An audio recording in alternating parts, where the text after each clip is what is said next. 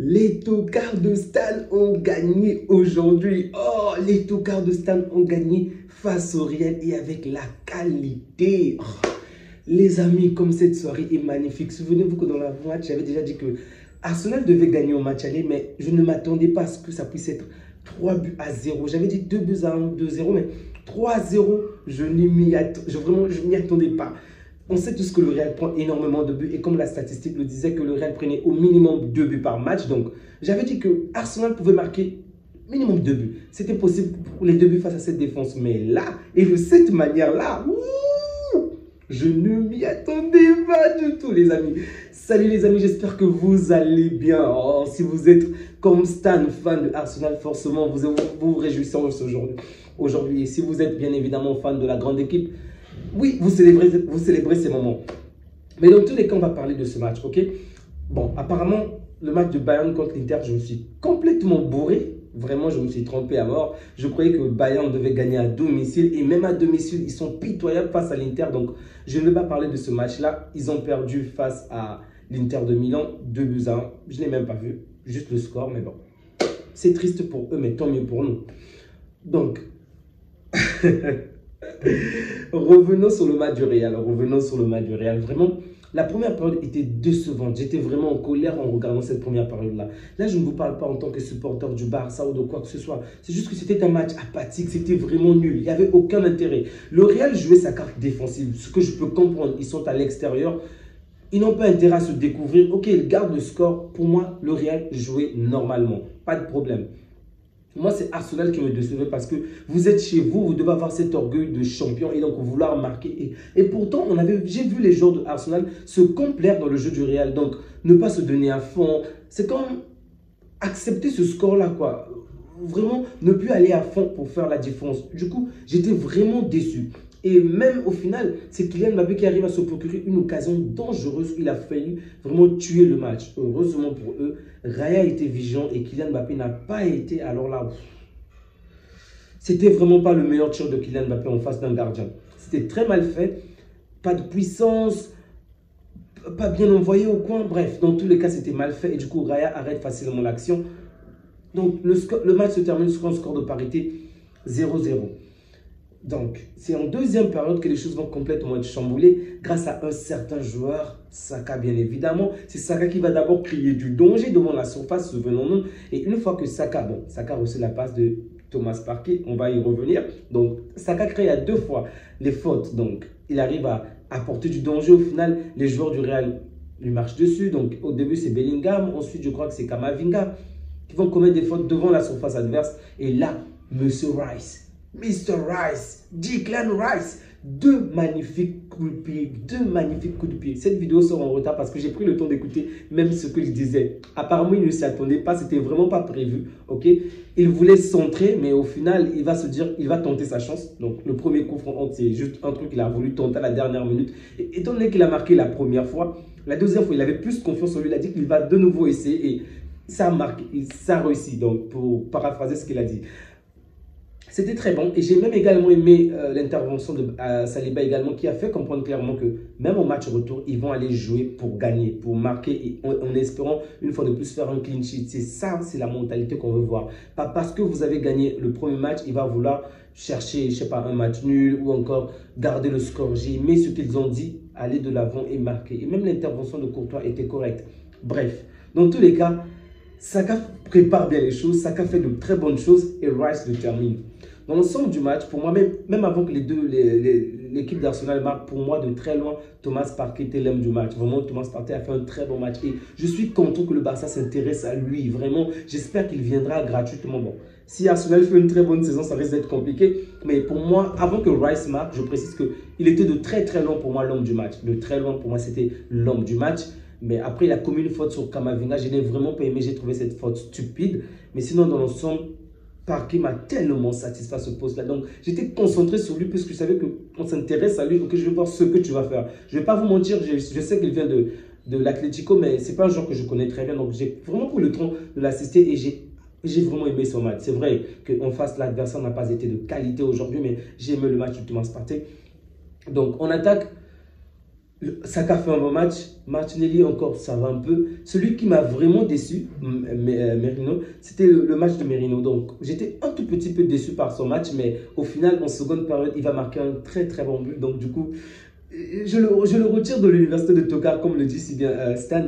Vraiment, il a marqué un excellent but. Le troisième but est juste magnifique. Et ça fait plaisir de voir cette équipe-là marquer un but dans le jeu. Parce que marquer de coups de pied arrêtés, on peut se dire, ouais, ça a été, on va dire, l'effort de Decline, son travail, tout. Mais dans le jeu, ça confirme la qualité qu'ils ont eue, la domination qu'ils ont eue sur le Real. Le style, la manière dont l'équipe a bougé, et c'était très bon. C'est vrai que le score se termine sur 3 buts à 0 aujourd'hui. On peut se dire que Courtois n'a pas fait un bon match ou quoi que ce soit, mais c'est faux. Courtois a fait un très très bon match.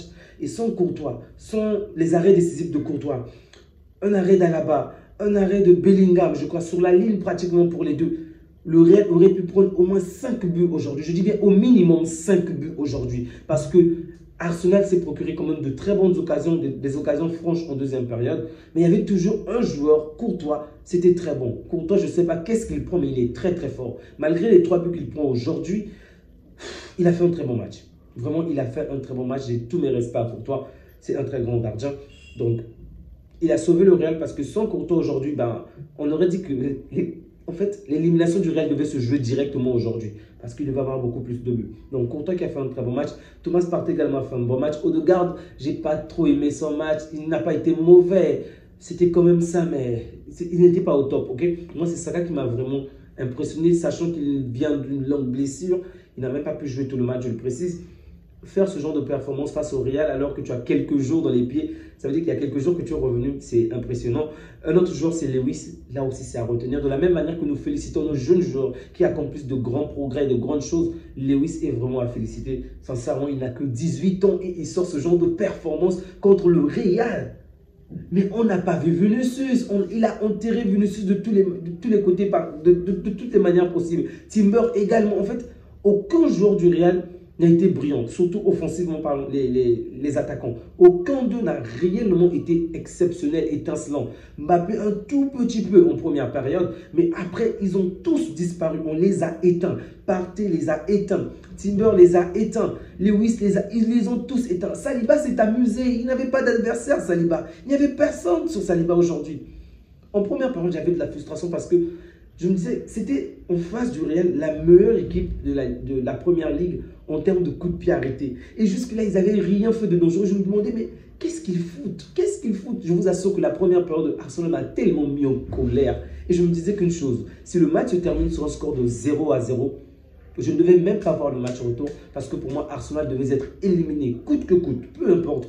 0 à 0 chez vous, face à ce Real, vous allez vous faire éliminer là-bas. Pour moi, c'était certain. Mais une fois encore, on a vu des limites du Real. Donc, face à une équipe qui met réellement de la pression, parce que c'est ce qui s'est passé en seconde période, l'adversaire a mis de la pression et le Real n'a pas tenu. Face à une équipe qui a un collectif un tout petit peu cohérent, le Real n'a pas tenu. Face à, une fois encore, comme je l'ai déjà dit hier, et pourtant hier, je l'ai bien dit sur cette chaîne, que le Real a une défense catastrophique. J'ai même parlé d'un passoire. Et ça s'est fait remarquer aujourd'hui, ok?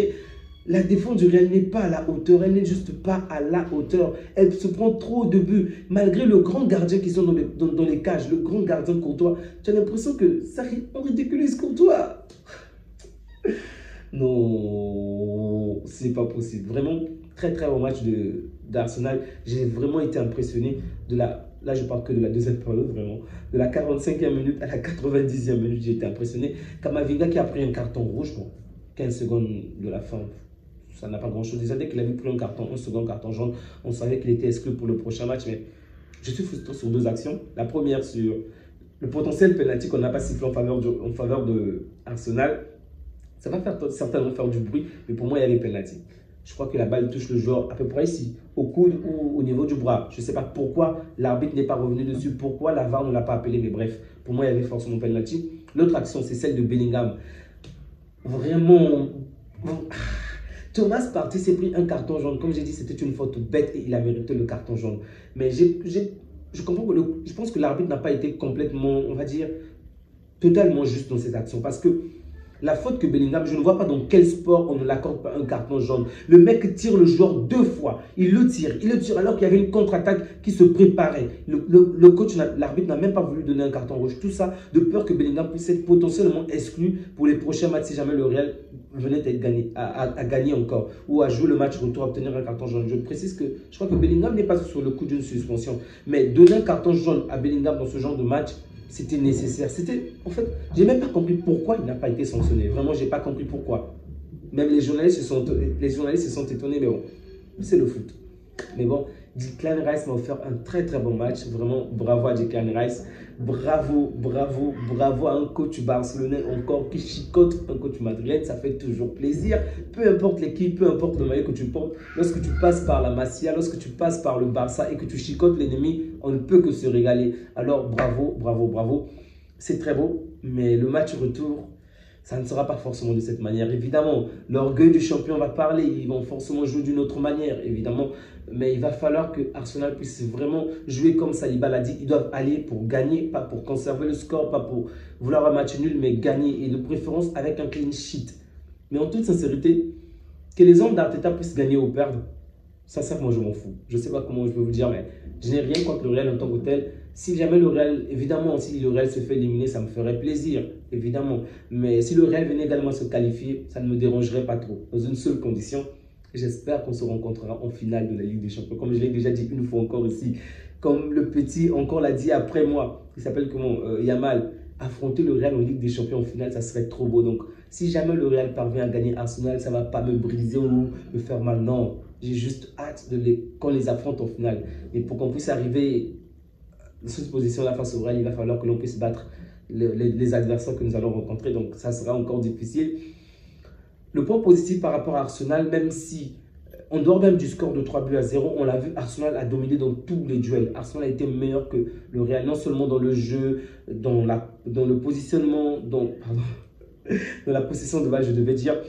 Même dans les duels, ils ont vraiment été plus présents. Le Real n'a pratiquement pas existé. Ok, il fallait de temps en temps profiter des contres. Et donc, ça, c'est quand même rassurant pour se dire qu'on n'a pas juste marqué des buts, il n'y a pas juste un écart de but abyssal, mais on a quand même été meilleur qu'eux. Donc, si on joue de cette manière, même chez eux, on peut également faire cette différence. On peut dominer cette équipe. C'est encore possible. Donc, j'espère qu'ils vont vraiment se donner à fond pour éteindre le Real au Bernabéu. Ça ne sera pas facile. Ça ne sera vraiment pas facile, mais ils peuvent le faire.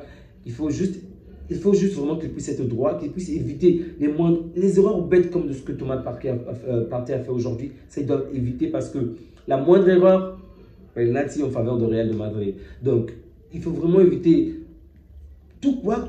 La petite intercelle, il faut éviter.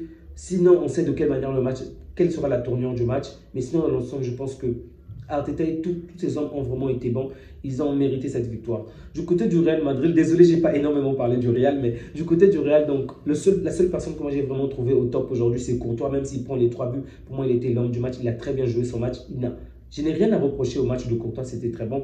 Rudiger, Raoul, il aurait pu avoir un carton et provoquer un penalty, comme je l'ai dit, mais bon, il a quand même fait de bons arrêts aussi intéressants.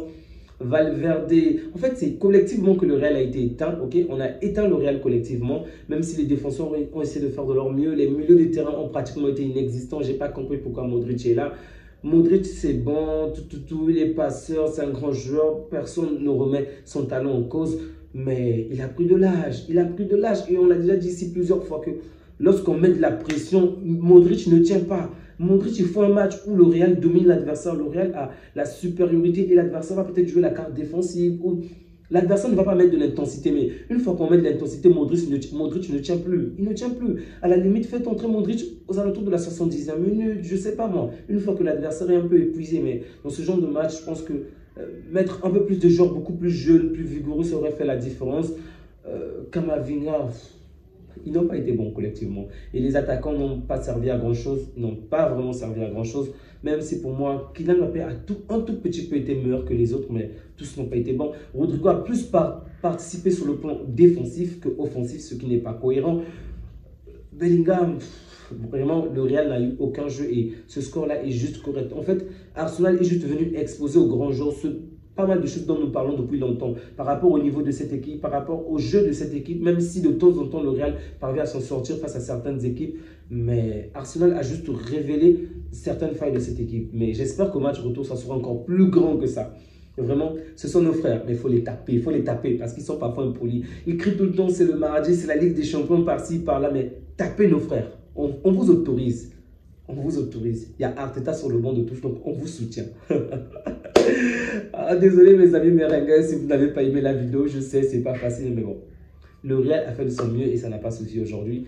Félicitations aux joueurs, aux Gunners, bravo, bravo, bravo, et félicitations aux Interistes. On va attendre le Barça et le Paris Saint-Germain. Demain, ça sera chaud. Barça contre Dortmund, Paris Saint-Germain contre Aston Villa.